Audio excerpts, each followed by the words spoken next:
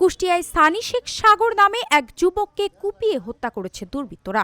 রোববার বেলা 12:30টায় শহরের চোর হাঁস কোল্ড স্টোর পাড়া এলাকায় প্রকাশ্যে দিবালোকে ধারালো অস্ত্র দিয়ে তার উপর হামলা চালানো হয়। পুলিশ ও স্থানীয় সূত্রে জানা যায়, কয়েকজন দুর্বৃত্ত চাপাতি ও রামদা নিয়ে সাগরের ডান পা, ডান হাত ও কপাল সহ শরীরের বিভিন্ন স্থানে কুপিয়ে গুরুতর জখম করে। পরে স্থানীয় লোকজন তাকে উদ্ধার করে কুষ্টিয়া জেনারেল হাসপাতালে ভর্তি করলে চিকিৎসক মৃত ঘোষণা করেন।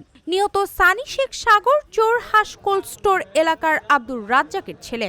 প্রাথমিকভাবে মাদক সংক্রান্ত বিরোধের জেরে এ হত্যাকাণ্ড ঘটতে পারে বলে ধারণা করছে পুলিশ। কুষ্টিয়া মডেল থানার ভারপ্রাপ্ত কর্মকর্তা কবির হোসেন মাতুব্বার জানান, কী কারণে এই হত্যাকাণ্ড তা এখনো নিশ্চিত নয়। সিসিটিভি ফুটেজ সংগ্রহ সহ ঘটনার রহস্য উদ্ঘাটনে কাজ করছে পুলিশ।